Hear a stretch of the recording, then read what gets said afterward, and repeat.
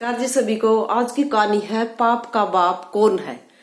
एक बार एक पंडित का बेटा काशी पढ़कर आता है और अपने बाप से कहता है कि पिताजी से कहता है कि पिताजी आप कोई भी प्रश्न कहीं से भी पूछ सकते हो, मैंने पुराण वेद उपनिषद सब कुछ पढ़ लिया है। पिताजी कहता है कि बेटा फिर आप ये बताओ कि पाप का बाप कौन है। लड़का का दिमाग चकरा जाता है क्योंकि ये तो उसने आज तक कभी नहीं पढ़ा था। सारे वेद पुराण उपनिषद कहीं भी कोई सिलेबस में नहीं था।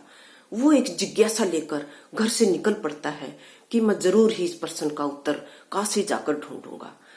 जाते जाते रास्ते में उसे प्यास लगाती है और उसे एक घर, सुंदर सा घर दिखाई देता है। वो पानी मांगता है जाकर। उस घर में एक सुंदर सी औरत निकल कर आती है और एक पानी का गिलास लेके आती है। वो गट गट पानी पी जाता है क्योंकि प्यास के मारे बहुत ही व्याकुल होता है और पानी पीने के बाद पूछता है कि ये घर किसका है। वेश्या कहती है कि ये तो एक वेश्या का घर है। कहता है कि तुमने पहले बताना था ना, मेरा धर्म भ्रष्ट कर दिया। कहती है पंडित जी आप पूछते तभी तो बताती ना मैं, और इतनी गर्मी है, आप अंदर आ जाओ, अब मुझे प्रायश्चित करना पड़ेगा।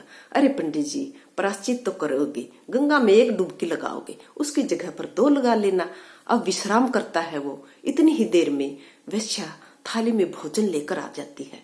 कहता है नहीं नहीं, मैं ये भोजन किसी कीमत पर भी नहीं करूंगा, पहले ही तुमने मेरा धर्म भ्रष्ट कर दिया है।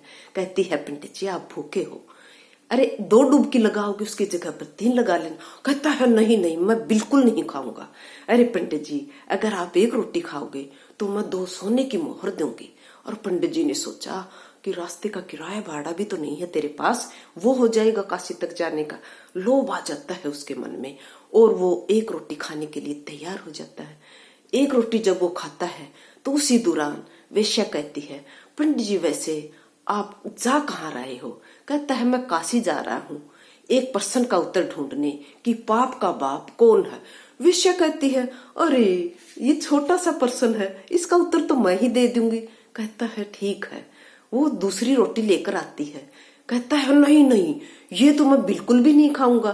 कहते हैं अरे पंडित जी 3 डुबकी की जगह 1 और लगा लेना। अरे 2 रोटी खाओगे तो मैं आपको 5 सोने की मोहर दूंगी।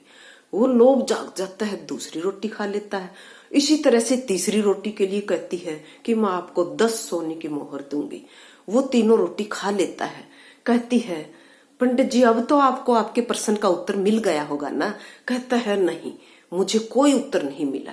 कहती है पंडित जी इस प्रश्न का उत्तर ये है कि देखो उदाहरण के साथ समझाती हूँ। मैंने आपको 1 रोटी दी, आपने मना कर दिया, तो मैंने लालच दिया तो आपने 1 रोटी खाई, दूसरी खाई, तीसरी खाई। क्यों? क्योंकि आपके मन में लोभ जागृत हुआ और लोभ जब अपने मन में जागृत होता है तभी हम गलत काम करते हैं। कहती है नहीं तो इस वेश्या के हाथ का खाना और पानी आप कभी नहीं पीते। कहती है ये लोभ है, यही नाश की जड़ है और यही हमसे पाप करवाता है।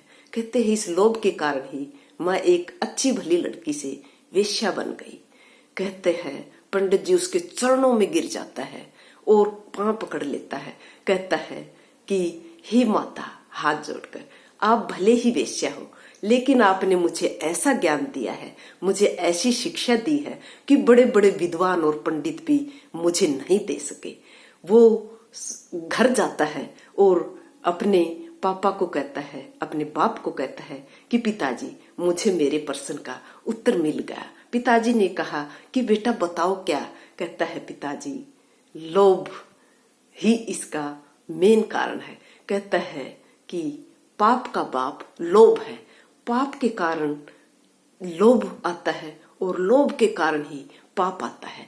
इसलिए हमें कभी भी लोभ नहीं करना चाहिए।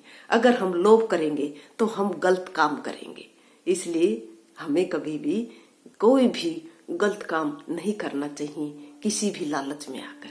अगर वीडियो अच्छी लगे तो लाइक करना, सब्सक्राइब करना और इसको ज्यादा से ज्यादा शेयर